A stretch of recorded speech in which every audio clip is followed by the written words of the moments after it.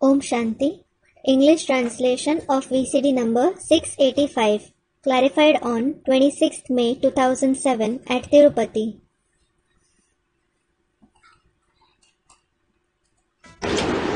आज का प्रातः क्लास है 27/9/1967। Today's morning class is of the 27/9/1967. अपन को आत्मा समझ करके बैठो। Sit here considering yourself as a soul.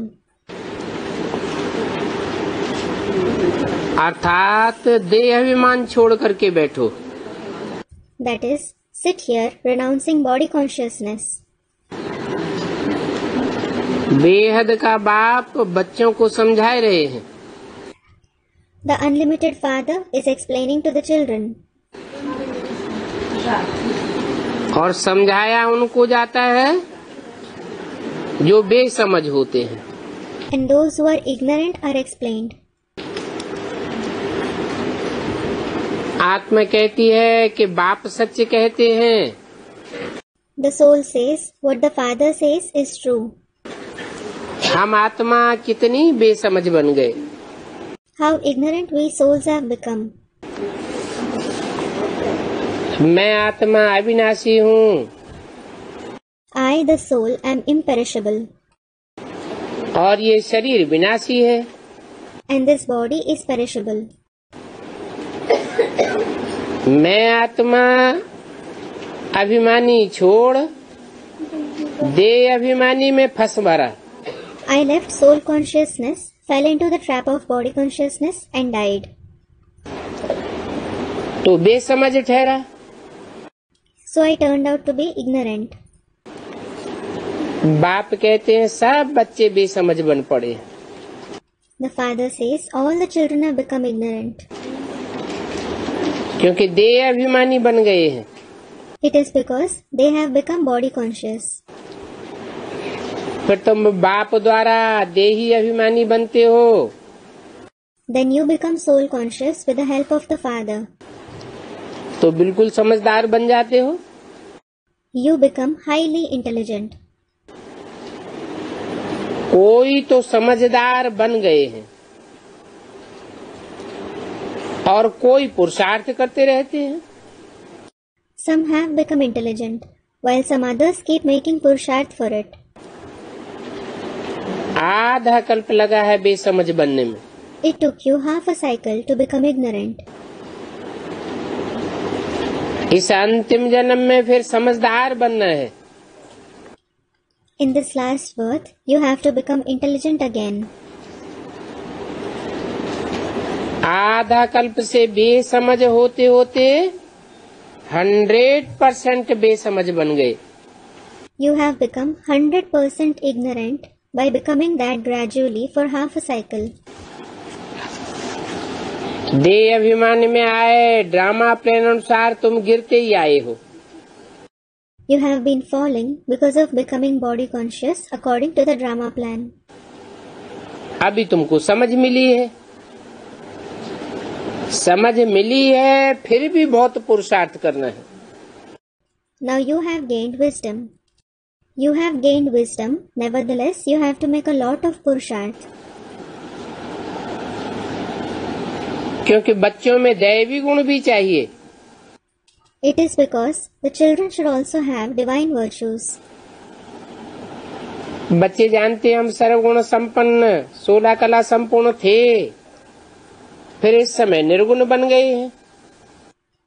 The children know we were complete with all the virtues, complete with 16 celestial degrees, and we have become virtueless at the present time. कोई भी गुण हमारी आत्मा में नहीं रहा। Our soul is left with no virtue. तुम बच्चों में भी नंबरवार पुरुषार्थ अनुसार इस खेल को समझते हो। You children also understand this play number-wise according to your purusharth.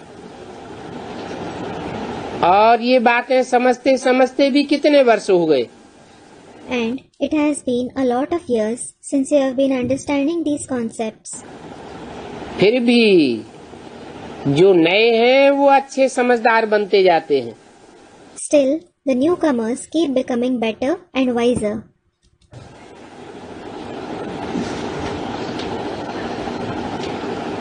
नए अच्छे समझदार बनते जाते हैं और पुराने Newcomers keep becoming better and wiser. And what about the old ones? पुराने क्या तमो प्रधान बनते जाते हैं? Do they keep becoming tamopradhan?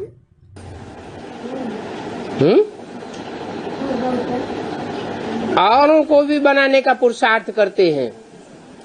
They make purusharth to make others wise. जो समझदार बनते हैं उनकी निशानी क्या? What is the indication of those who are wise? वो औरों को भी समझदार बनावेंगे। They will make others wise. कोई ने तो बिल्कुल ही नहीं समझा, बेसमझ के बेसमझ ही रह गए। Some didn't understand anything. They turned out to be as ignorant as they were. बाप आए ये समझदार बनाने। It is to make you wise that the Father has come. बच्चे समझते हैं माया के कारण हम बेसमझ बन गए हैं। The children understand that they have become ignorant because of Maya. हम पूज्य थे You were worship worthy. तो समझदार थे, You were wise then. फिर हम पुजारी बन गए। Later you became a worshipper. आदि सनातन देवी देवता धर्म प्रायः लोप हो गया। The ancient deity religion became partially extinct. ऐसे नहीं कि पूरा लोप हो गया है। It isn't that it has become completely extinct. कोई न कोई आत्माएं हैं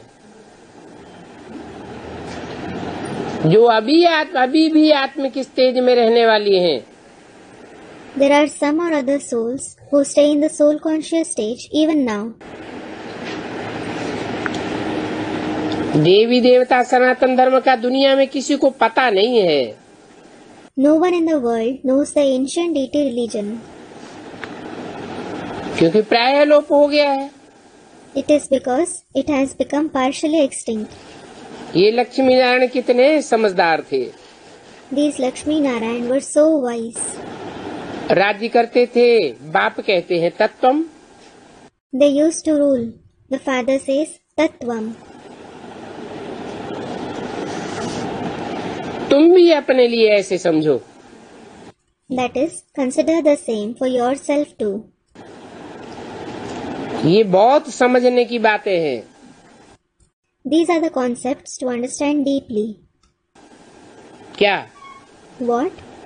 कि लक्ष्मी नारायण समझदार थे, लक्ष्मी नारायण राज्य करते थे। Lakshmi Narayan were wise. They used to rule. तो हम भी समझदार थे, हम भी राज्य करते थे। So you were also wise. You also used to rule.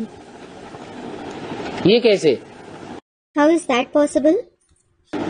Lakshmi Narayan को एक ही राजा होंगे जो राज्य करते थे या हम सब राज्य करते थे? Will there be just one pair of Lakshmi Narayan who used to rule, or did you all used to rule?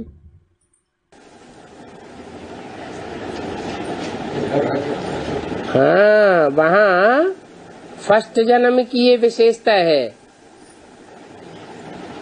वसुधैव कुटुम्बकम। Student, as is the king, so the subjects. Yes, this is the speciality of the first birth, Vasudhaiv Kutumbakam, meaning the whole world is a family. उनकी सारी प्रजा परिवार के मुआफिक थी। All his subjects were like a part of his family. जैसे परिवार में कोई बच्चा होता है, For example, there is a child in a family. तो कहता है ये मेरी दुकान है, He says, "This is my shop. ये मेरा कारखाना है। This is my factory." ये नहीं कहता कि सिर्फ मेरे बाप का है, मेरा नहीं है। He doesn't say, "This is only my father's, not mine." ऐसे अपनापन होता है। आदि वाली डायनेस्टी में। There is such sense of belonging in the dynasty of the beginning. सबको अपनापन होता है, Everyone has a sense of belonging. इसलिए बोला ये बहुत समझने की बातें हैं। This is why it was said, this is something to understand deeply. राजा और प्रजा में बाप और बच्चों का स्नेह होता था। There was affection between the king and his subjects, like between a father and his children. इन बातों को सिवाय बाप के कोई समझा ही नहीं सकता। No one apart from the father can explain these topics. अभी तो तुमको महसूस होता है बाप ही ऊंचे ऊंच समझदार से समझदार होगा। Now you realize that the father himself is the highest of the high, the most intelligent one. एक तो वो ज्ञान सागर भी है और सर्व का सदगति दाता भी है। One thing is that he is the ocean of knowledge, and he is also the giver of true liberation to everyone. पतितों को पावन बनाने वाला भी है। He is the purifier of the sinful as well. उस एक की ही महिमा है। These are all the praises of that one alone. कौन कौन सी महिमा? Which ones? ज्ञान का सागर, सर्व का सदगति दाता और सब पतितों को पावन बनाने वाला। The ocean of knowledge, the giver of true liberation to everyone, and the purifier of all the sinful. इतना ऊंच बाप बच्चे बच्चे कह करके कितना अच्छी रीति समझाते हैं। Such high father addresses you as children, children, and explains so nicely. बच्चे अब पावन बनना है। Children, you have to become pure now.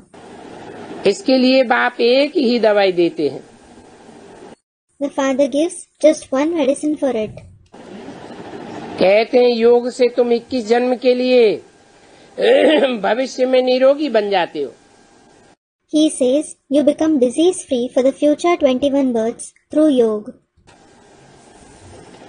तुम्हारे सब दुख खत्म हो जाएंगे। All of your sorrow will end. सब प्रकार के दुख दूर हो जाएंगे। All kinds of sorrow will be removed. और तुम इन दुखों से मुक्त होकर के मुक्ति धाम में चले जाओगे। And you will go to the abode of liberation after being liberated from this sorrow. अविनाशी सज्जन के पास एक ही दवाई है। The imperishable surgeon has only one medicine. और एक ही इंजेक्शन आत्मा को आकर के लगाते हैं। And he comes and gives only one injection to the soul. ऐसे नहीं कि वह बैरिस्ट्री भी करेगा, इंजीनियरिंग भी करेगा, नहीं। It is in that someone will study law as well as engineering simultaneously. हर एक आदमी अपने धंधे को ही लग जाते हैं। Every person gets on with his own business. बाप को कहते भी हैं आए करके पति से पावन बनाओ। They also tell the father, come and make us pure from being impure. क्योंकि पतित पने में दुख बहुत है। It is because there is a lot of sorrow in being impure. और पावन पने में सुख बहुत है। And a lot of happiness in being pure. शांति धाम को पावन दुनिया नहीं कहेंगे। The abode of peace won't be called the pure world.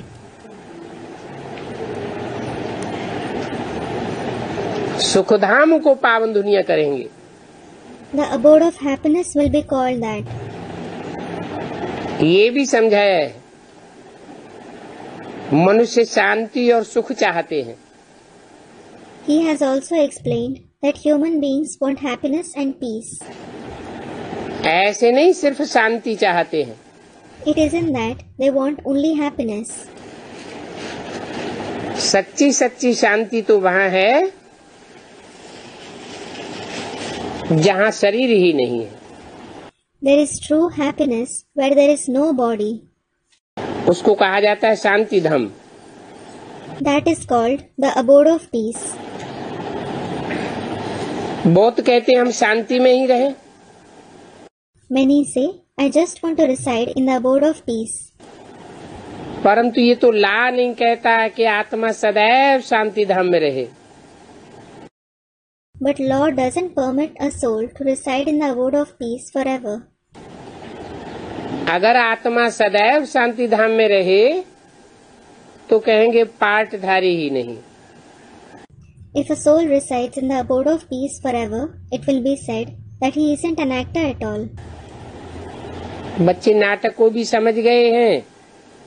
The children have understood the drama as well. जब एक्टर्स का पार्ट होगा तो बाहर स्टेज पर आए पार्ट बजावेंगे।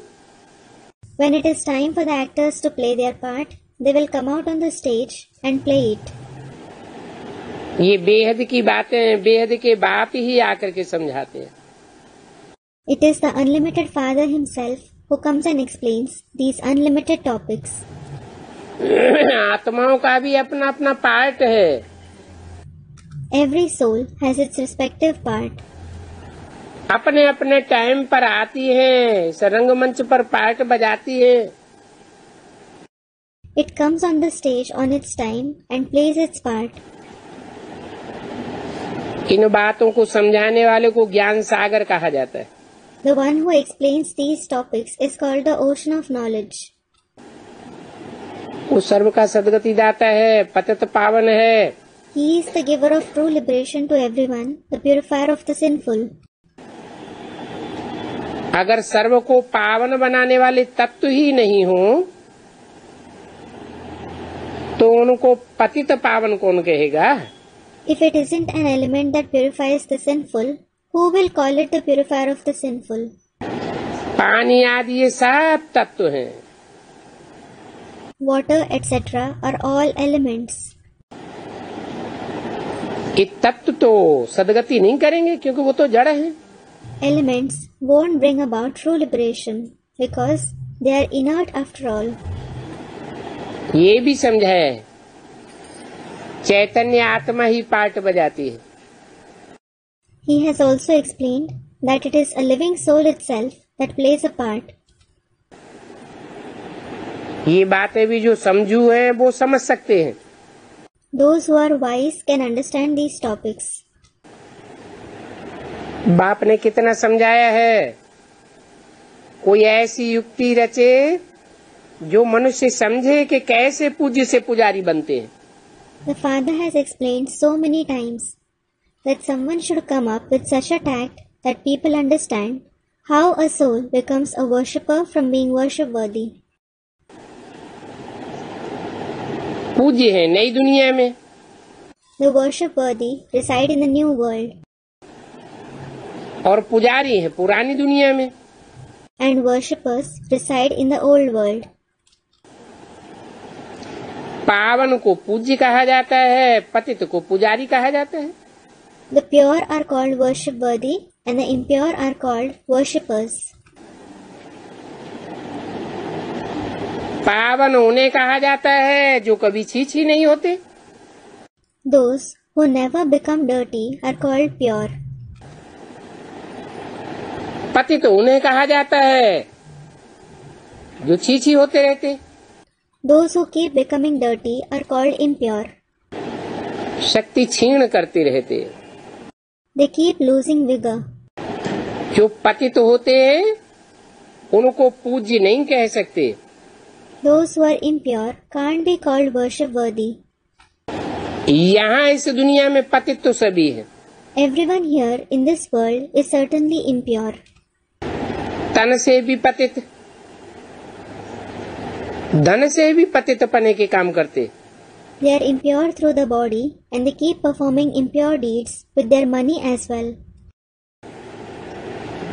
और मन भी पतित पने के संकल्प चलाता है। And their mind also generates impure thoughts. कि पतित क्यों हैं? Why are they impure? पतित इसलिए हैं कि पतित भ्रष्टाचारी कर्मेंद्रियों से पैदा होते हैं। They are impure as they are born through the impure corrupt indriya. श्रेष्ठाचारी इंद्रियों से तो पैदाइश होती नहीं है। They certainly aren't born through the Shrestachari Indriya. वो तो देवताओं की होती है। It is the deities who are born through them. वहाँ तो श्रेष्ठ होते हैं, वहाँ कोई भ्रष्ट कर्म करते ही नहीं। भ्रष्ट इंद्रियों से गोते खाते ही नहीं, गाते भी हैं उनको संपूर्ण श्रेष्ठाचारी। They are elevated there. No one performs the corrupt act there. They don't indulge in vices through the corrupt indriya at all. As such, they are called completely Shrestachari. तो अभी तुम बच्चों को ऐसा श्रेष्ठाचारी बनना है। Now, you children have to become Shrestachari like them. भ्रष्टाचारी से श्रेष्ठाचारी बनने में मेहनत है। There is hard work involved in becoming Shrestachari from being corrupt. मुख्य बात है याद की। The foremost factor is remembrance. सभी कहते हैं याद में रहना बड़ा मुश्किल है। Everyone says it is very difficult to stay in remembrance. हम जितना चाहते हैं याद में रह नहीं सकते। We aren't able to stay in remembrance as much as we want to. कोई अगर सच्चाई से चार्ट लिखते हैं तो उनको बहुत फायदा हो सकता है। If someone writes his chart truthfully, he can be benefited considerably. बाप तो बच्चों को एक ही ज्ञान देते हैं, मन मना भव। The father gives only one knowledge to the children, man mana bhav. जो मेरे मन में संकल्प चलते हैं उन मेरे मन के संकल्पों में तुम समझ आओ। Merge in the thoughts that are running in my mind. और दूसरे कोई संकल्प न चले। You mustn't have any other thought. अर्थात मैं जो तुम्हें श्रीमत देता हूँ उस श्रीमत के अनुसार तुम्हारा मन चले। That is, the Srimad that I give you, your mind should act in accordance with it. मन के संकल्प चले तो वाचा भी वैसे ही चलेगी और कर्मेंद्रियों से कर्मणा भी वैसी ही होगी। If the thoughts of the mind are in accordance, the words you use and the actions you perform through the karmendriya will also be in accordance with it. तुम अर्थ सहित कहते हो मन मना भव। You say man mana bhav along with its meaning. मत मना भव अर्थात मेरे मन में समा जा। Mat mana bhav, that is, merge in my mind. मेरे मन के अंदर जो संकल्प है उन्हीं संकल्पों में तू भी रमण कर। Take delight in the thoughts that are in my mind. तो देखो कितना अर्थ सहित बताते हैं। So look how you say it along with its meaning. बाकी तो सारी दुनिया अनर्थ में है। Rest of the whole world is unaware of its meaning. तुमको बाप अर्थ समझाते हैं कि मन मना भव मध्यादि का अर्थ क्या है। The father explains the meaning to you as to what the meaning of manmana bhav and madhyaji bhav is. मेरे मन के संकल्पों में रमण करेगा तो जो भी यजन करेगा अर्थात जो भी कर्म इंद्रियों से कर्म करेगा, वाचा से बोलेगा, वो मेरे लिए ही बोलेगा। If you take delight in the thoughts of my mind, whatever yajan you do, that is, All the actions you perform through the Karmendriya, whatever you speak, it will be only for me. इसको कहेंगे मध्याजी भव। That will be called Madhyaji Bhav. तो पहले मनमना भव, फिर मध्याजी भव। So first Manmana Bhav and then Madhyaji Bhav. मेरे मन के संकल्पों के अनुकूल अपना मन बना देगा तो तेरे सारे कर्म मेरे लिए होंगे। If you make your mind conformable to the thoughts of my mind, all your actions will be for my sake. सोचना भी मेरे लिए, बोलना भी मेरे लिए और कर्मेंद्रियों से कर्म करना भी मेरे लिए होगा। You should think, speak and also perform actions through the Karmendriya only for my sake. मनुष्य लोग तो विद्वानों को बहुत ऊंच समझते हैं।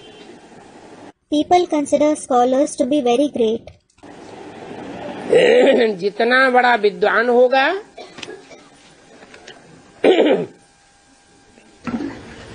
बोला जितना बड़ा विद्वान होगा उतना उनको सब नमन करते हैं। The more a scholar someone is, it was said, the more a scholar someone is, the more everyone bows before him. परंतु वो बड़े बड़े विद्वान कितना अनर्थ करते हैं। But those eminent scholars do so many things pointlessly. 27/9/67 की वाणी का दूसरा पेज। Vani dated 27/9/67, page 2. बाप कहते हैं मैं आता ही तब हूँ जब मेरी बहुत ग्लानि करते हैं। The father says, I come when I am defamed a lot. ग्लानि करते हैं तो अनर्थ करते हैं ना। They defame me, so what they do is pointless, isn't it? सर्व का सदगति दाता पतित पावन उनकी सबसे जास्ती ग्लानि करते हैं। They defame the giver of true liberation to everyone, the purifier of the sinful the most.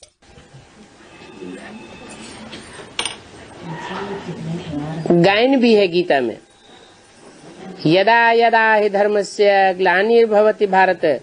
It is also said in the Gita, Yada yada hi dharmasya glanirбhavति bharat. सिर्फ भारत का ही नाम क्यों लेते हैं? Why do they take the name of Bharat alone? क्योंकि भारत में ही भगवान आते हैं। It is because it is in Bharat that God comes. जहाँ आते हैं वहाँ बहुत ग्लानि होती है। The place where he comes, he is defamed a lot there. Bharat ही अकेला गांव थोड़े ही है, दूसरे भी तो इतने देश और इतने गांव हैं। Not only Bharat is a village. There are so many other countries, villages as well. उनका नाम क्यों नहीं लेते? Why don't they take their name? खुद आते ही भारत में है, परंतु पत्थर बुद्धि मनुष्य समझते नहीं। It is in Bharat that he comes, but the people with a stone-like intellect don't understand anything at all. तुम किसी को कहो पत्थर बुद्धि तो बिगड़ पड़ेंगे। If you call someone the one with a stone-like intellect, he will lose his temper. बाप आते ही हैं पत्थर बुद्धियों को पारस बुद्धि बनाने। The very reason that the father comes is to make those with a stone-like intellect into those with a paras-like intellect. Paras means the philosopher's stone. Krishna तो है ही Parasnath. Krishna is certainly Parasnath, meaning the lord of those with a paras-like intellect. क्योंकि बच्चे से फिर बड़ा बनता है ना। It is because he grows up into an adult from being a child, doesn't he? ये किसी को पता नहीं है। No one knows that. इस समय कृष्ण पारसनाथ नहीं है। At the present time, Krishna isn't Parasnath. पारस पूरी भी तो नहीं है। Well, there isn't the Paras Puri either. Paraspuri means the abode of those with a paras-like intellect. पारसपुरी को गोल्डन एज कहा जाता है। The golden age is called the Paraspuri. ये बातें अच्छी रीति धारण करो।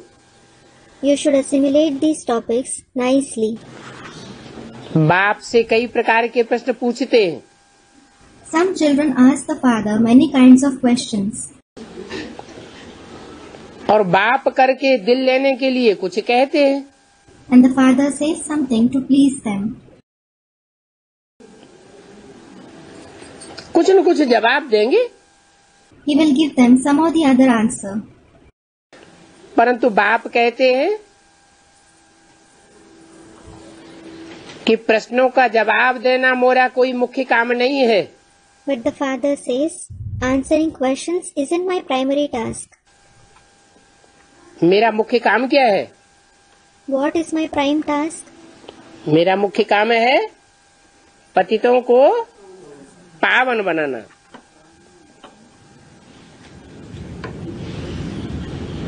मुझे तुम बुलाते ही इसलिए हो। My prime task is to purify the sinful. It is for that purpose that you call me. कहते हो हे पतित पावन आओ। You say, O purifier of the sinful, come. आ करके पावन बनाओ। Come and make us pure. ये थोड़े ही कहते हो कि आकर ज्ञान सुनाओ। You certainly don't say, come and narrate the knowledge. या ज्ञान सुनाकर चले जाओ, फिर हम अपने आप पावन बनते रहेंगे। Or narrate the knowledge, go away, and we will keep becoming pure by ourselves. जैसे तथाकथित ब्राह्मण समझते हैं Just like the so-called Brahmins think कि ब्रह्मा के तन में आया, ज्ञान सुना कि चला गया। he came in the body of Brahma, narrated the knowledge, and left. अब हम अपने आप पावन बनते रहेंगे। Now we ourselves will purify us. तुम जानते हो हम आत्मा शरीर सहित पावन थे।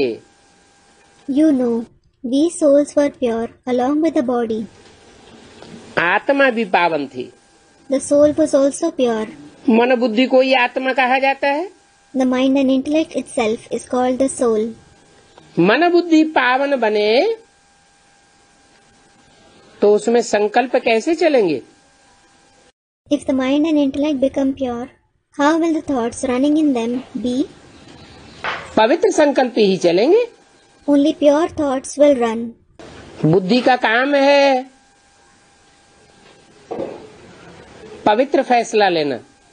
The task of the intellect is to take a pure decision. बुद्धि परखती है। The intellect does the task of discrimination. तो परख शक्ति श्रेष्ठ होगी, निर्णय शक्ति श्रेष्ठ होगी, तो कहेंगे कि आत्मा पावन है। So, if the power to discriminate and the power to judge are elevated, it will be said that the soul is pure. परंतु अकेली आत्मा तो पावन नहीं होगी ना। However, not just the soul will become pure, will it? आत्मा शरीर में रहती है ना। The soul resides in the body, doesn't it? तो आत्मा के संग के रंग से शरीर भी पावन बनेगा ना। So, the body will also become pure with the color of the company of the soul, won't it? आत्मा है बीज और शरीर है झाड़। The soul is the seed and the body is the tree. तो आत्मा शरीर सहित पावन चाहिए। So, the soul needs to become pure along with the body. तुम जानते हो हम आत्मा शरीर सहित पावन थे। You know, we souls were pure along with the body. अभी कलयुग अंत में आकर के आत्मा शरीर सहित पतित बनी है। Now, having reached the end of the Iron Age, the soul has become impure along with the body. 84 जन्मों का हिसाब है ना। there are the karmic accounts of the 84 births, aren't there? 84 lakh कहने से मनुष्य मुझ पड़े हैं। Because of saying 84 lakh births, people have become confused. ऐसे नहीं कि 84 लाख योनियां नहीं होती हैं। It isn't that there aren't 84 lakh species. 84 lakh योनियां भी होती हैं, परंतु मनुष्य का जन्म मनुष्य योनि में ही होता है। They indeed exist, but human beings are born in the human species itself. 84 lakh योनियों में हो न सके। They can't be born in the 84 lakh species. जैसा बीज वैसा झाड़। As is the seed, so is the tree. मनुष्य आत्मा रूपी बीज होगा तो मनुष्य का ही जन्म मिलेगा ना। If it is a seed of a human soul, it will have birth as a human soul itself, won't it? देखो कितना बड़ा गपोड़ा लगाई दिया है कि मनुष्य आत्मा 84 लाख योनियों में भ्रमण करती है। Look, what a big rumor they have spread, that human souls wander in the 84 lakh species. बड़े बड़े विद्वान लोग कहते हैं कि ब्रह्मा भी उतर आवे तो भी हम शास्त्रों का आधार नहीं छोड़ेंगे। Eminent scholars say, even if Brahma descends, we won't stop taking the support of the scriptures. क्योंकि शास्त्रों में लिखा हुआ है ना, मनुष्य आत्मा 84 लाख योनियों में जाती है। It is because it is written in the scriptures, isn't it, that a human soul has birth in the 84 lakh species. तो उन विद्वान पंडित आचार्यों को बोलो कि तुम ब्रह्मा किनको कहते हो। So, ask those scholars, erudite men and teachers, who do you call Brahma? वो ब्रह्मा कहाँ है? Where is he? और वो कौन सा ब्रह्मा है? And which Brahma is he? तुमने कब ब्रह्मा को देखा है? Have you ever seen him? उन ब्रह्मा का चित्र दिखावेंगे, Will you show me a picture of Brahma? परंतु उनसे पूछे कौन? But alas, who will ask them? वो लोग इतने घमंडी होते हैं कि तुम पूछेंगे और वो गाली देने लग पड़ेंगे। They are so arrogant that if you ask them, they will start hurling bad words. वो तो हठ योगी हैं। They are Hatha Yogis. Durvasa मिसल बहुत ही क्रोधी होते हैं। They are very short-tempered, like Durvasa. उनको देह का अहंकार बहुत रहता है, They are very bodily arrogant. तो झट से क्रोध आ जाता है। So, they lose their temper immediately. वो देही अभिमानी हो ही नहीं सकते। They can't be soul-conscious at all.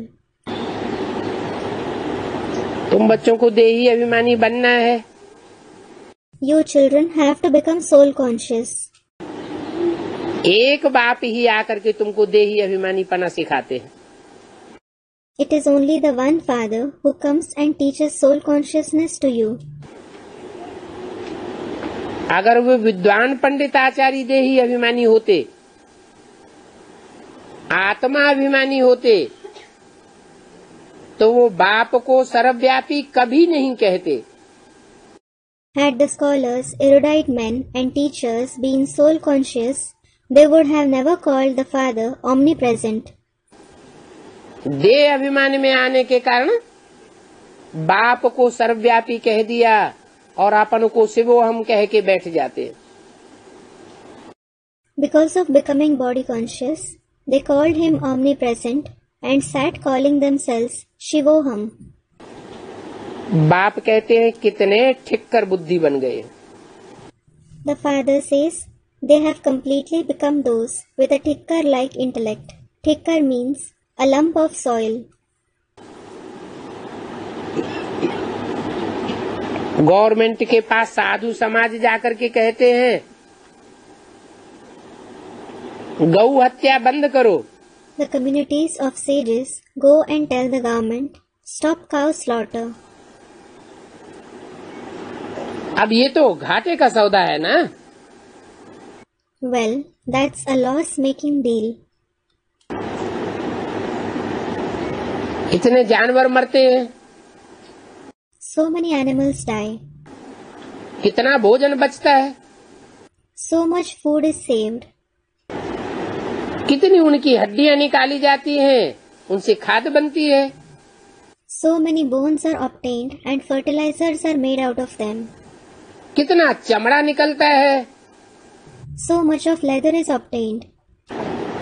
लाखों की आमदनी होती है गवर्नमेंट को।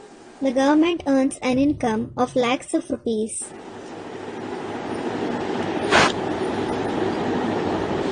इतनी बड़ी कमाई होती है तो ये गौ कोष बंद कैसे करेंगे? When they earn so much, why will they stop cow slaughter? इन बातों को वो लोग समझ नहीं सकते हैं। They can't understand these topics. वो लोग तो ब्रह्म ब्रह्म कहते रहते हैं। They just keep saying Brahma Brahma. बाप कहते हैं ये ब्रह्म उनका ब्रह्म है। The father says this Brahma is their Brahm, meaning illusion. क्या? What? वो ब्रह्म को भगवान समझते हैं। They consider Brahma to be God. तुम क्या समझते हो? What do you consider it to be? ब्रह्म तो एक जड़ तत्व है। Brahma is an inert element. जड़त्व बुद्धि वाली आत्मा है। It is a soul with an inert intellect. आखिरी जन्म में आकर के जड़त्वमयी बुद्धि बन जाती है। Having reached the last birth, it becomes the one with an inert intellect. तुम बच्चे पक्की पक्की आत्मा बनते हो। You children become a firm soul. इसी जन्म में बन जाते हो और ब्रह्मा इस जन्म में पक्की आत्मा नहीं बन पाता। You become that in this very birth, and Brahma isn't able to become a firm soul in this very birth. इसलिए उनको शरीर छोड़ना पड़ता है। This is why he has to leave his body. All round part नहीं बजा सकते। And he can't play an all-round part. तो जो ब्रह्म के फॉलोअर हैं या ब्रह्मा के फॉलोअर हैं वो सब ब्रह्म में हैं। So all the followers of Brahma and Brahma are in Brahm. वो समझते हैं कि ब्रह्म या ब्रह्मा ही भगवान है। They think that Brahma or Brahma himself is God. और तुम्हारी बुद्धि में बैठा है कि ब्रह्म तो जड़त्वमयी तत्व है। And it has sat in your intellect that Brahma is an inert element. जड़ बुद्धि होने के कारण बाप को नहीं पहचान पाते। Because of having an inert intellect, he isn't able to recognize the father. नहीं तो यज्ञ के आदि में ही बाप को पकड़ लिया होता। Otherwise, he would have caught hold of the father in the beginning of the yajna itself. साक्षात्कारों का अर्थ है चारों तरफ भटकते रहे। He kept wandering everywhere to know the meaning of his visions. उनको अर्थ मिला क्या? Did he come to know of it? भटक भटक कर आखिरी न अपनी गद्दी पर पहुंचे। After wandering here and there, he reached his shop in the end. और जिससे साक्षात्कारों का उनको अर्थ मिला, इतना नशा चढ़ा कि मैं कृष्ण जैसी श्रेष्ठ आत्मा हूँ। And he came to know the meaning of the visions and became elated, thinking, I am an elevated soul like Krishna. फिर जिसके द्वारा नशा चढ़ा उसको पहचानना भी चाहिए ना। Well, he should certainly recognize the one from whom he received the elation, shouldn't he? बाकी पवित्र रहते हैं। As for the rest, they stay pure. ज्ञान तो कुछ भी नहीं है। Nevertheless, they have no knowledge. बाप को और रचना के आदि मध्य अंत को नहीं जानते हैं। They don't know the Father and the beginning, middle and end of the creation.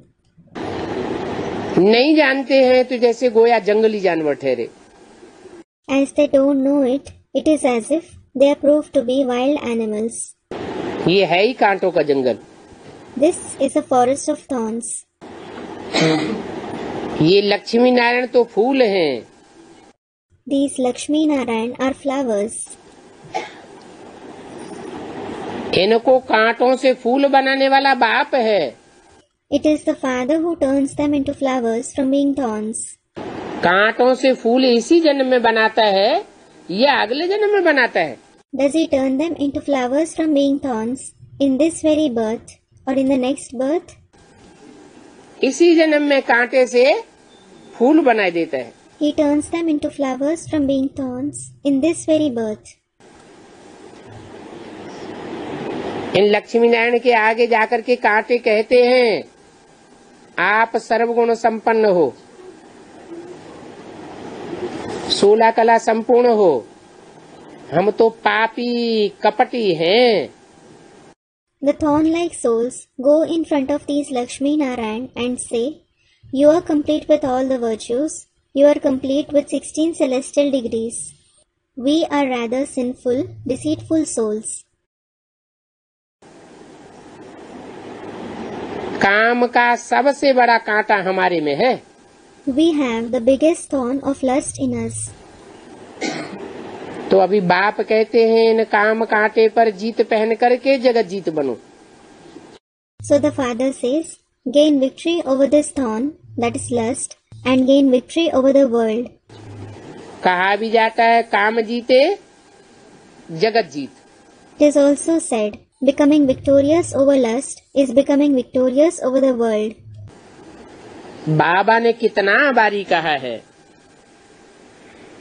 कि जो गीता को जानने वाले हैं वो 5-8 मुख्य श्लोक निकालें। Baba has said so many times, those who have knowledge of the Gita should select 5 to 8 main shloks. Gita बनाई हुई तो है ना? The Gita has been compiled, hasn't it? उस गीता से हम अच्छे अच्छे श्लोकों को उठावे। You should select the best shloks from it. हमारे पास जो अच्छी गीता को जानने वाले अभ्यासी हैं,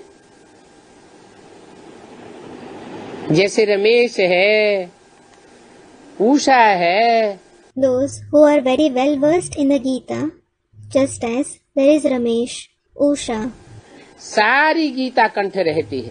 they have the whole Gita memorized. परंतु बाबा को ऐसा कोई भी करके नहीं दिखाते हैं। कैसा? However, no one proves themselves by doing that. What?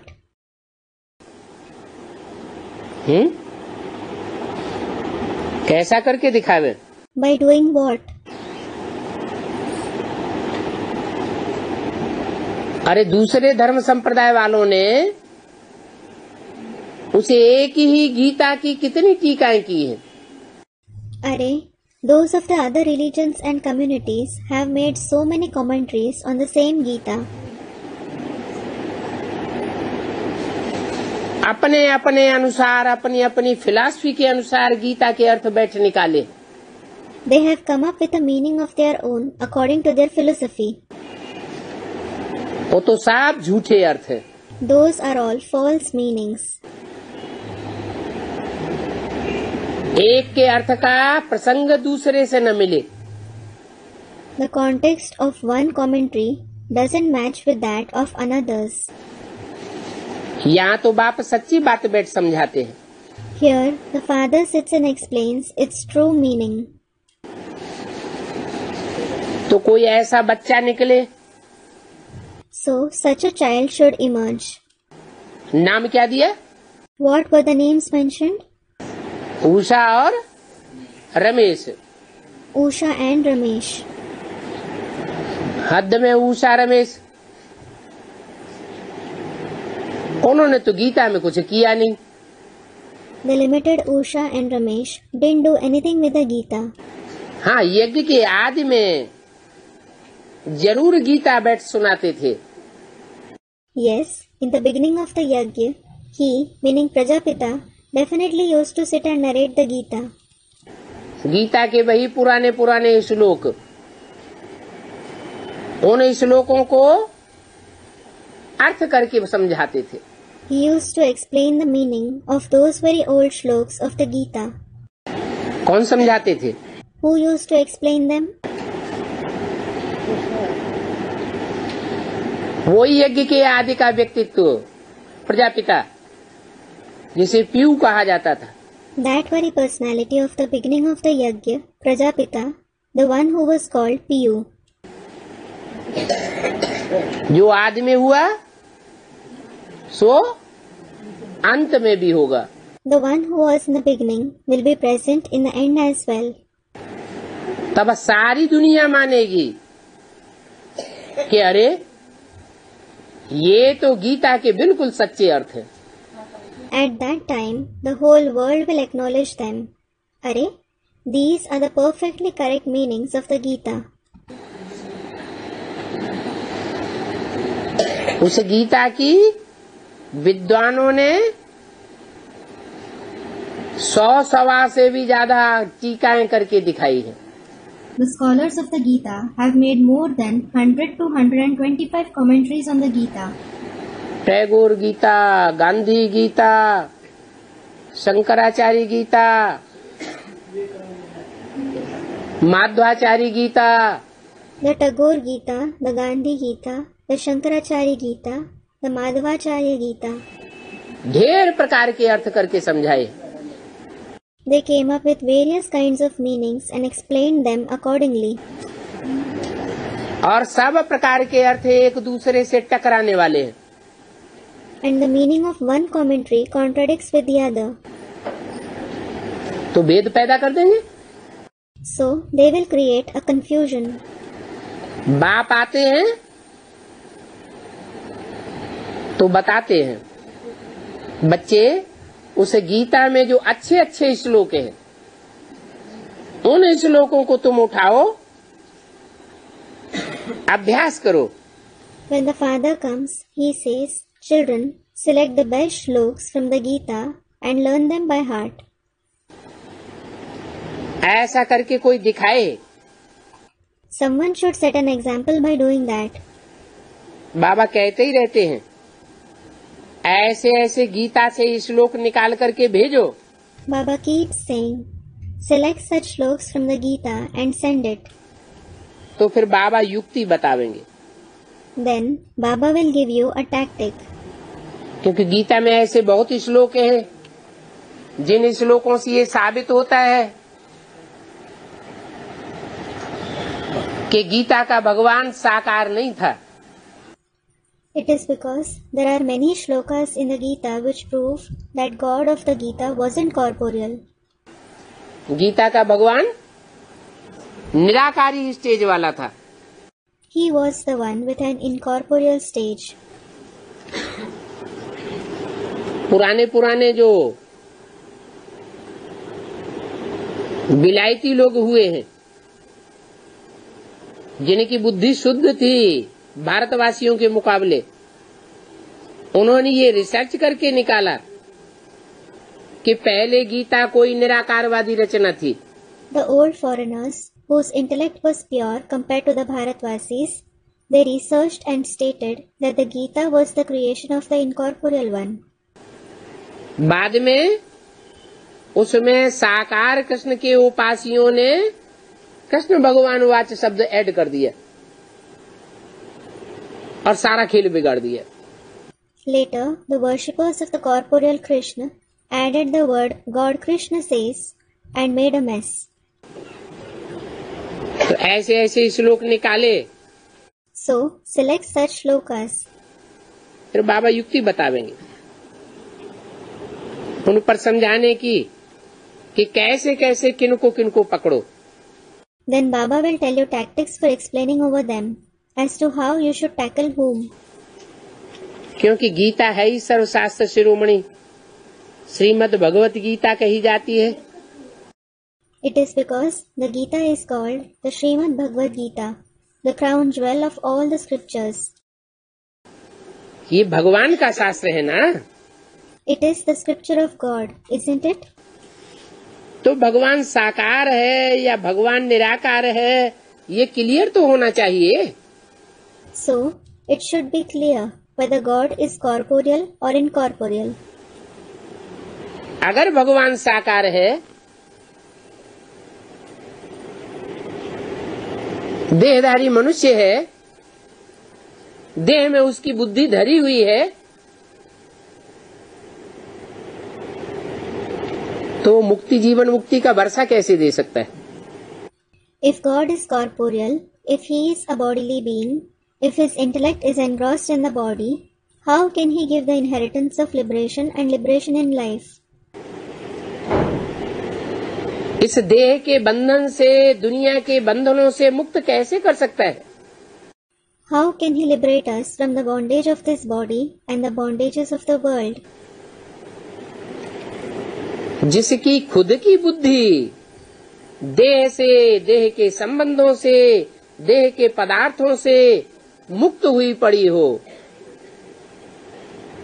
वो ही दूसरों को मुक्ति दे सकता है। Only the one whose own mind is liberated from the body, the relatives of the body, and the things related to the body can give liberation to others. जीवन में रहते हुए दुख अनुभव न करे। Despite being sentient, he shouldn't experience sorrow. दुख में भी दुख के वाइब्रेशन को सुख में बदल देवे। He should change the vibrations of sorrow into happiness, even at times of sorrow.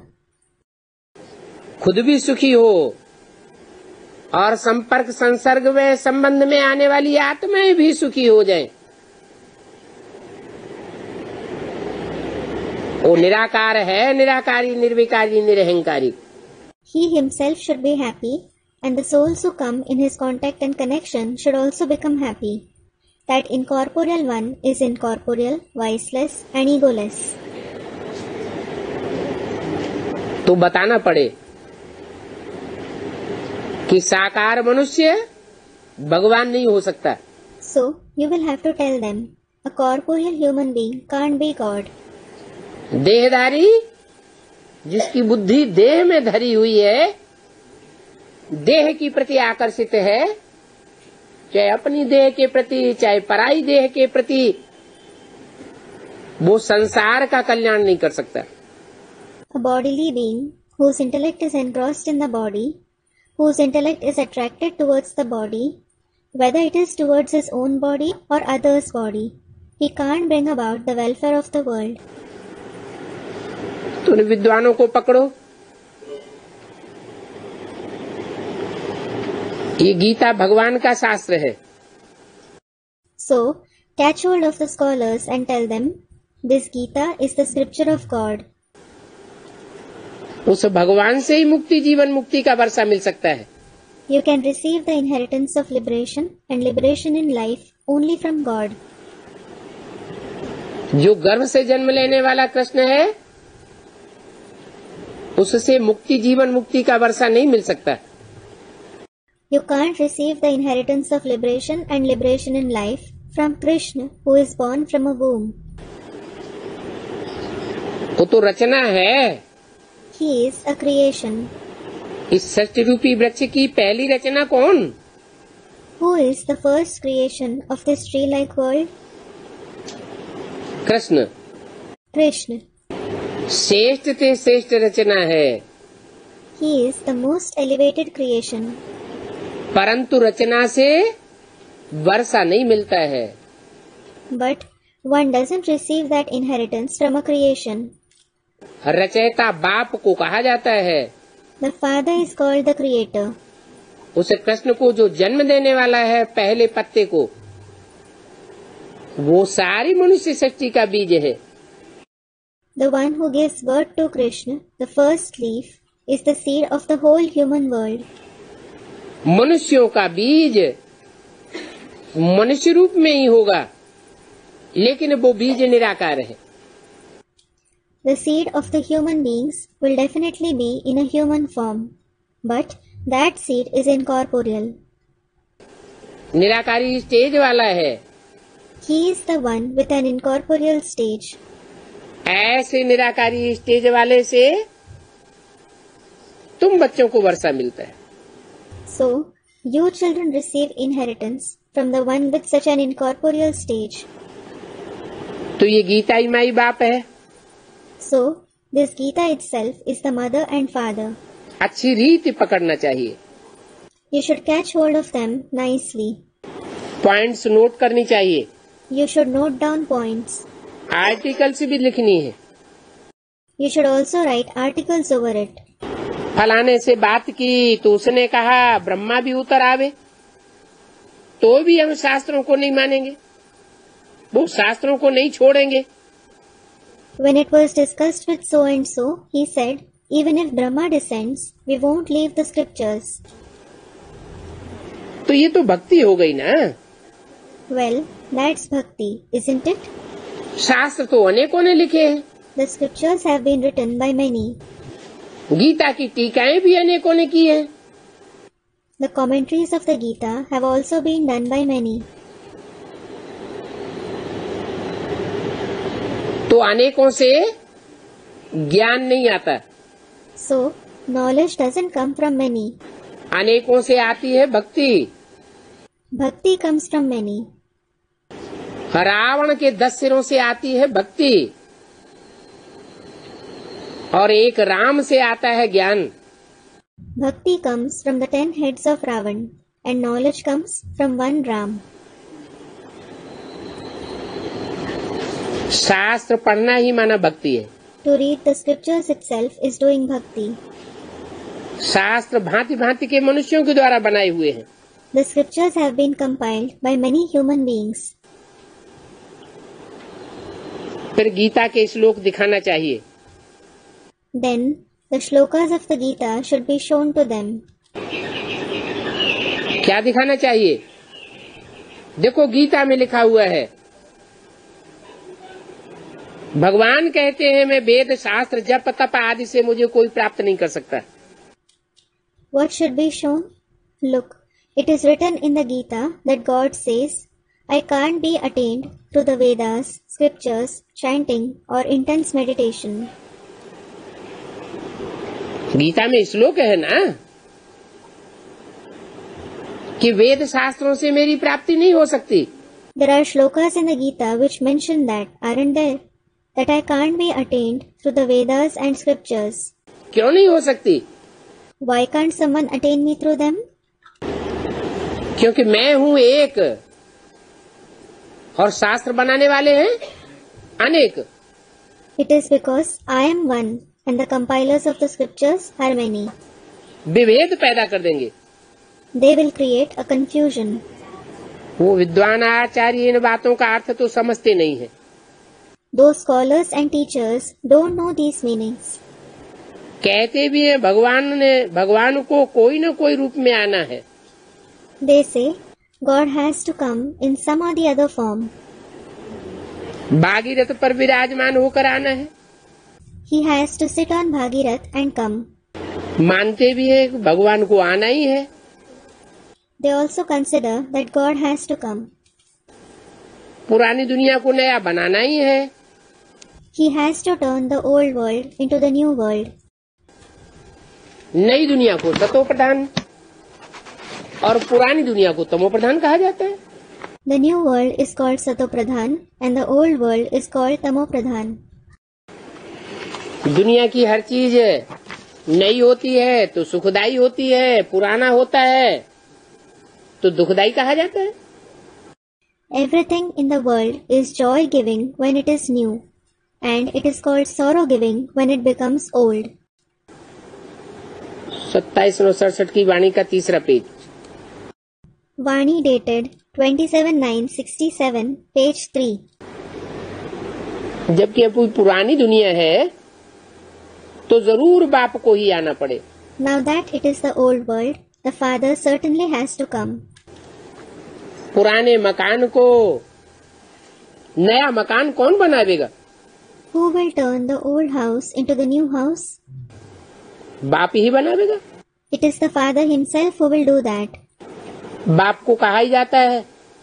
The father himself is asked to do that. तुम बच्चे जानते हो कि बाप कितना सहज समझाते हैं। You children know how easily the father explains. तो कितनी खुशी होनी चाहिए। So, how happy you should be.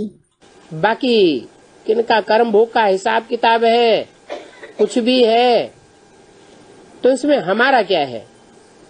As for the rest, if someone has karmic sufferings to endure, if there is anything like that, what have I got to do with it? हमको बुलाते ही है, बाबा आकर के हमको बरसा दो। I am called, saying, Baba, come and give us the inheritance. कर्म भोग के हिसाब किताब में मेरी तो कोई गलती नहीं। Karmic sufferings aren't my mistake. ये हिसाब किताब किसने बनाया? Who created these karmic accounts? हर आत्मा ने अपने कर्म भोग का हिसाब किताब खुद ही बनाया है। Every soul has created its own karmic accounts. इसमें मैं क्या कर सकता हूँ? What can I do about it? बाबा से क्या वर्षा लेना चाहते हो? What inheritance do you want to take from Baba? कहेंगे मुक्ति, जीवन मुक्ति। You will say liberation and liberation in life. तो मुक्ति, जीवन मुक्ति दाता तो एक ही ज्ञान सागर बाप है।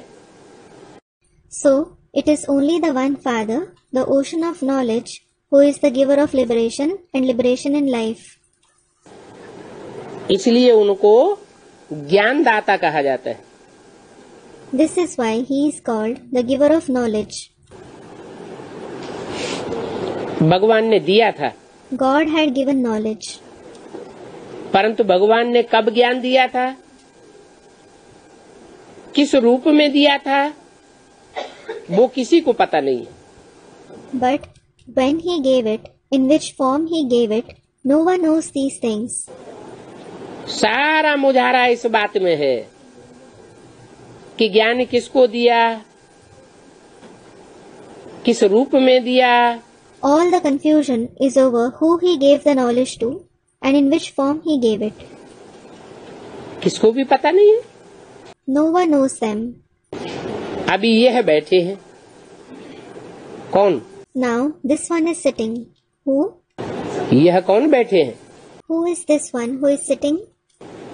अभी यह ब्रह्मा बैठे हैं, इनको पता हुआ है कि हम सो था। Now this Brahma is sitting. This one knows I myself was that. फिर 84 जन्म भोगे,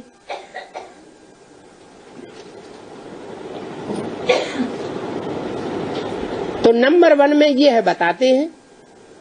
Then I had 84 births. So this one tells it first. मेरी तो आंख ही खुल गई। My eyes have opened. तुम भी कहेंगे हमारी तो आंखें ही खुल गई। You will also say, our eyes have opened. तुम्हारा तीसरा नेत्र खुलता है ना? Your third eye opens, doesn't it? तुम कहेंगे हमको बाप का सारी सृष्टि चक्र का पूरा ज्ञान मिल गया। You will say, I have received the complete knowledge of the Father and the entire world cycle. मैं जो आत्मा हूँ, मेरी आंखें खुल गई। My eyes have opened as to what kind of a soul I am. कितना वंडर है। What a wonder it is. हम आत्मा फर्स्ट हैं और हम अपने को फिर देह समझ बैठे। I, the soul, am first and I considered myself to be a body. आत्मा कहती है कि हम एक शरीर छोड़ दूसरा लेता हूँ, फिर भी हम अपने को आत्मा भूल देह अभिमानी बन जाते हैं। The soul says, I leave one body and take another one. Still, I forget the soul and become body conscious. कितने मूर्ख बन जाते हैं। How foolish I become. इसलिए ये अब तुमको पहले ये समझाए देता हूँ। क्या पहली बात समझाता हूँ? This is why now I explain to you first. What is the first thing that I explain to you? ज्ञान में पहली बात धारण करने की क्या है? What is the first thing to assimilate in the knowledge? मैं आत्मा हूँ। I am a soul. अंदर में ये बैठ करके घोटना चाहिए। सवेरे सवेरे उठ करके ये तांत लग जाए। क्या? You should sit becoming introvert and make it firm. You should wake up early in the morning and have this obsession. What? मैं देह नहीं हूँ, मैं स्टार ज्योति बिंदु आत्मा हूँ। I am not the body. I am a star, a point of light soul. आत्मा अपन को न समझने से बाप को भूल जाते। When you don't consider yourself as a soul, you forget the Father. Feel करते हो, बरोबर हम बार बार देह अभिमान में आ जाते हैं। You feel, truly, I do become body conscious again and again. तो ये मेहनत करनी है। So, you have to work hard. क्या? What? अपन को आत्मा समझने की, अपनी भ्रकुटी में आत्मा देखने की। To consider yourself as a soul. To see a soul in your Brikuti. यही तुम्हारी तपस्या है। This itself is your tapasya.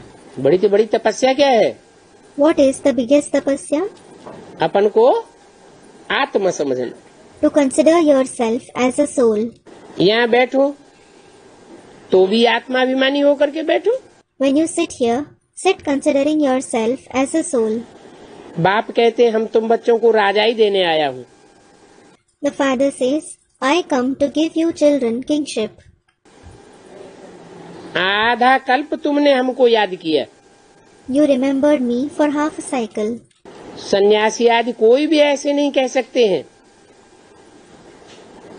कि तुम मेरे आधा कल्प के आशिक हो। The sannyasis, etc., no one can say, you were my lover for half a cycle. तुमने मुझे आधा कल्प याद किया है। You have remembered me for half a cycle. वो कह नहीं सकते कि मैं तुम्हारा मासूक हूँ। नहीं। They can't say that they are your beloved. No. बाप कहते हैं तुम सब मेरे आशिक हो। The father says, you are all my lovers.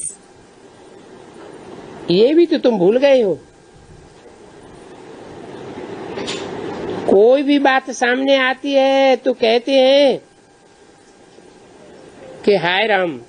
You have also forgotten, whenever some situation arises, you say, Oh Ram. Ram Ram बार बार कहते हैं, परंतु ईश्वर कौन है ये किसी को भी पता नहीं। You say Ram Ram again and again, but no one knows who God is. तो ये सिद्ध करके बताना है कि ज्ञान का सागर पतित पावन बाप है।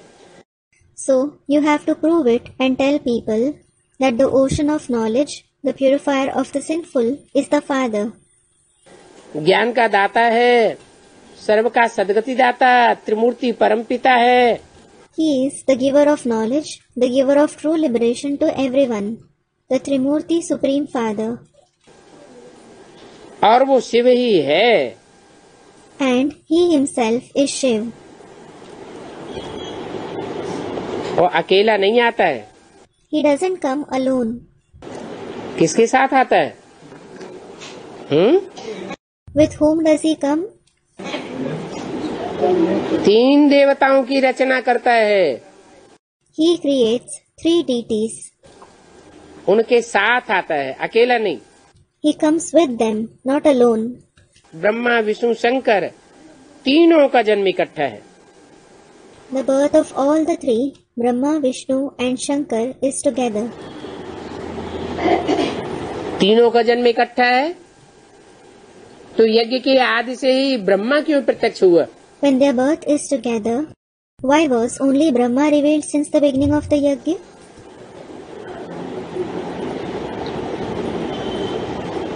जन्म लेना ये साकार का होता है या निराकार का होता है? जन्म Is having birth something related to the corporeal one or the incorporeal one?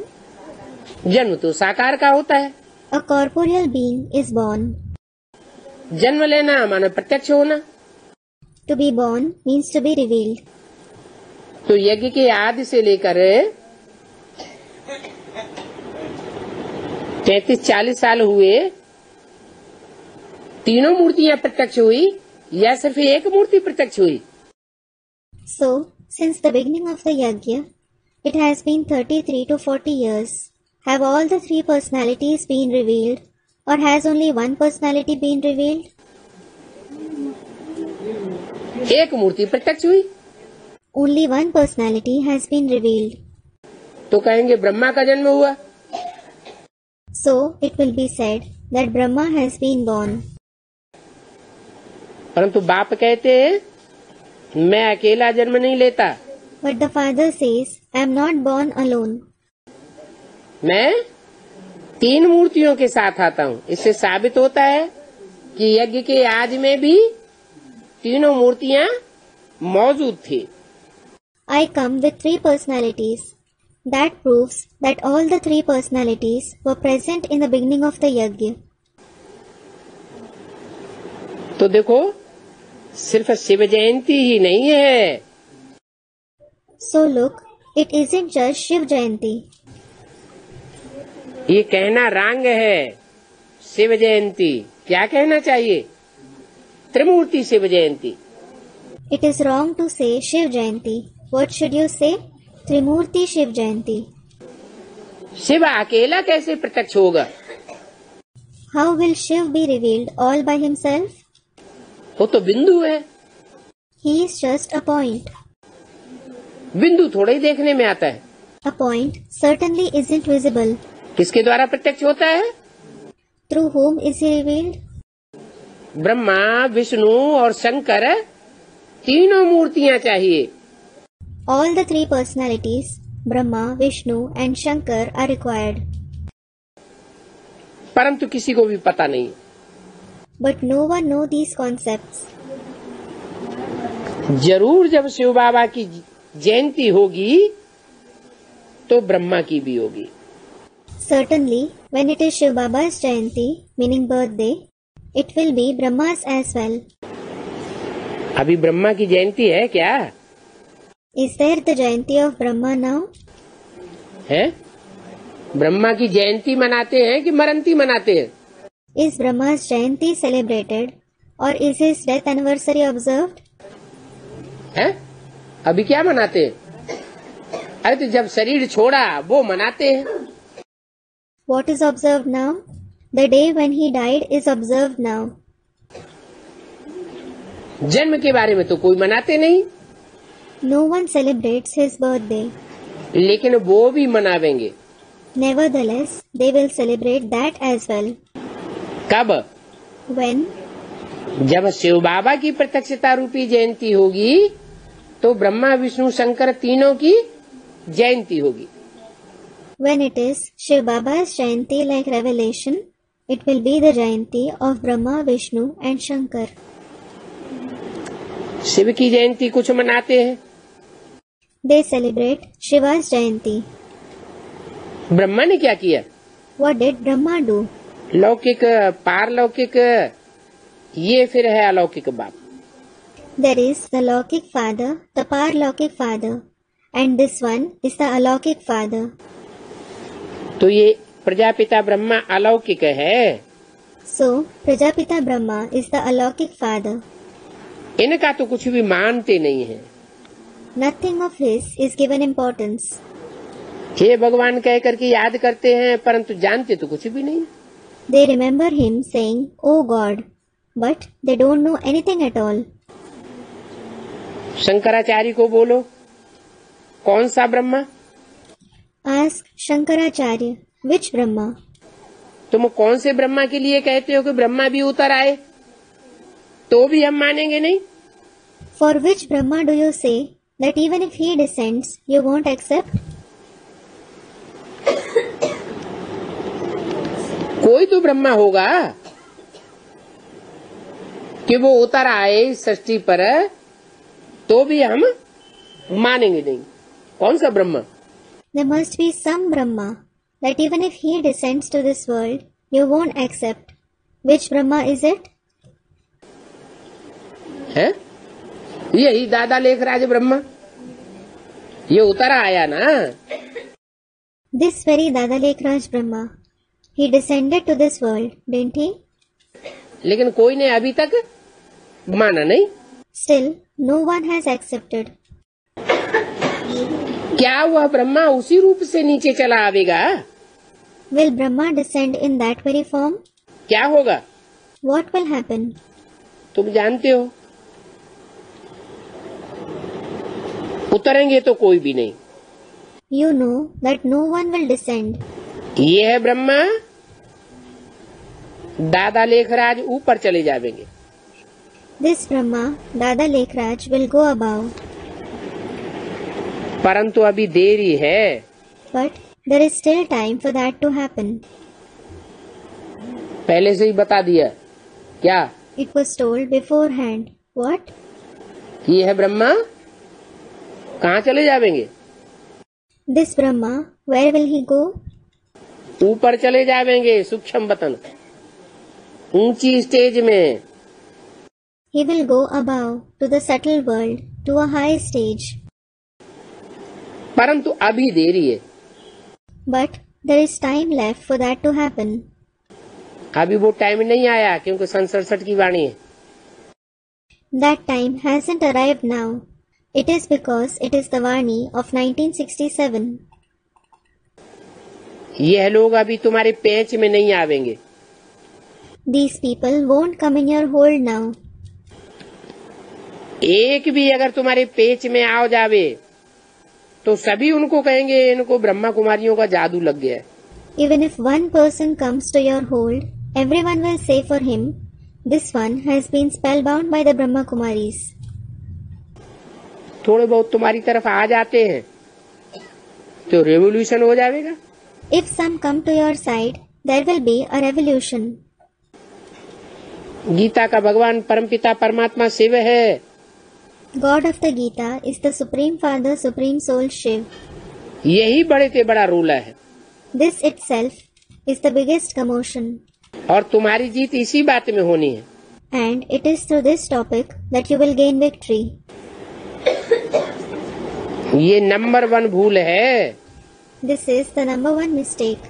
इस भूल ने सर्वशास्त्र शिरोमणि गीता को झूठा बना दिया है। This mistake made the Gita, the crown jewel of all the scriptures, false. बाप कहते हैं कोई भी शास्त्र से गति सदगति नहीं मिल सकती। The father says you can't attain liberation and true liberation through any scripture. सबको पार्ट बजाने आना ही है। Everyone has to come to play a part.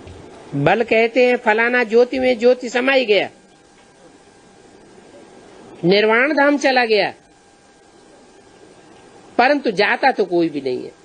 Though they say the light merged in the light, it went to Nirvan Dham. No one goes there. बाप कहते हैं नई दुनिया के लिए नया ज्ञान अभी मिलता है। The father says you receive the new knowledge for the new world now. अभी तक तुम जो सुनते चले आए हजारों वर्ष से, वो पुराना ज्ञान सुनते चले आए या नया ज्ञान सुनते चले आए? Everything you have been listening to till now for thousands of years, have you been listening to the old knowledge or the new knowledge? वही शास्त्रों का पुराना ज्ञान सुनते चले आए। पुराने ज्ञान से दुनिया पुरानी बनेगी या नहीं बनेगी? You have been listening to the same old knowledge of the scriptures. Will the world become new or old through the old knowledge? पुरानी बातों से, पुराने रीति रस्म रिवाजों से दुनिया पुरानी होती जाती है। Through the old knowledge, customs, rites and rituals, the world keeps becoming old. मैं आता हूँ तो नई बातें बताता हूँ। When I come, I narrate the new knowledge. तो ये नया ज्ञान अभी मिलता है, फिर प्राय लोप हो जाएगा। So, you receive this new knowledge now. Later it will become partially extinct. जिसको बाप रचयिता और रचना का ज्ञान नहीं है, बाप कहते हैं वो नास्तिक हैं, अज्ञानी है। The one who doesn't have the knowledge of the Father, the Creator and the creation, the Father says that he is an atheist and ignorant. अज्ञान नींद में सोए हुए हैं। He is sleeping in the slumber of ignorance. बाप आया हुआ है और उनको पहचान नहीं है। The Father has come and he hasn't recognized him. जानते नहीं है तो कहेंगे अज्ञान अंधकार में अंधे। He doesn't know him, so he will be called blind in the darkness of ignorance. ज्ञान से होता है दिन There is day through knowledge, और भक्ति होती है रात। and bhakti is night. Shivratri का अर्थ कोई थोड़े ही जानते हैं। No one knows the meaning of Shivratri. इसलिए ये उनकी हॉलीडे भी उड़ा दिया है। This is why it is no more a holiday. अभी तुम जानते हो बाप आते ही हैं सभी की ज्योति जगाने। Now you know the Father comes to awaken everyone's light. सबका कल्याण करते हैं। तुम ये बत्तियां याद जगावेंगे। He brings welfare to everyone. You will light these lamps, etc. समझेंगे इनका कोई बड़ा दिन है। People will think it is a big day for them. 27/9/67 की वाणी का चौथा पेज। Vani dated 27/9/67, page 4. अब तुम तो जगाते हो। Now you light them. जो बत्तियां जगाते हो वो अर्थ सहित जगाते हो। You light lamps after understanding its meaning. परंतु वो लोग समझेंगे नहीं। But they won't understand it. तुम्हारे भाषण से भी पूरा समझ नहीं सकते हैं। They can't understand it fully even through your speeches. क्योंकि तुम खुद अभी बंदर से मंदिर लायक बने नहीं हो। It is because you yourself haven't become worthy of being worshipped in temples now from being a monkey. अभी सारे विश्व पर रावण का राज्य है। तुम्हारे ऊपर भी बीच बीच में रावण, माया रावण हावी हो जाता है। Now there is the rule of Ravan over the whole world. Maya Ravan overpowers even you every now and then. तो किसका राज्य है? So there is whose rule? किसका राज्य कहेंगे? Whose rule will it be said to be? हमारे ऊपर भी माया रावण हावी हो जाता है। Maya Ravan overpowers even you. तुम भी महसूस करते हो कि पहले तो हम बंदर से भी बदतर थे। You also feel that you were worse than monkeys earlier. बंदर में 5 विकार जोरदार होते हैं। Monkeys have the 5 vices to a great extent. आज के मनुष्यों में भी देखो कितने विकार हैं। The human beings today are also so vicious. बंदर का कभी पेट फाड़ करके बच्चे नहीं निकालते हैं। They never cut open the womb of a monkey and do a delivery. और मनुष्य का? And what about a human being? मनुष्य का पेट फाड़ करके बच्चे निकालते हैं। The womb of human beings are cut open during delivery. जैसे बिच्छुरी, बिच्छुनी होती है ना, तो जब बच्चे पैदा करती है तो जो बच्चे पैदा होते हैं वो उसका पेट फाड़ करके बाहर निकलते हैं। आजकल के बच्चे भी क्या हैं? Just like a she scorpion. There are she scorpions, aren't there? When she gives birth to its young, it tears open her womb and comes out. What are the children today? बिच्छू टिंडन जैसे। They are like scorpions and spiders. आजकल तो माताओं के पेट चीर करके बच्चा निकालते हैं। Nowadays, the womb of mothers are cut open during delivery. वहाँ सतयुग में देखो कितना अच्छा जन्म होता होगा। Look how comfortably the delivery takes place in the golden age. माँ को भी तकलीफ नहीं और बच्चे को भी कोई तकलीफ नहीं। वहाँ होता ही है गर्भ महल। Neither the mother nor the child experiences sorrow. The very womb is like a palace there. और यहाँ होती है गर्भ jail. And here it is like a jail. ओम शांति। Om Shanti.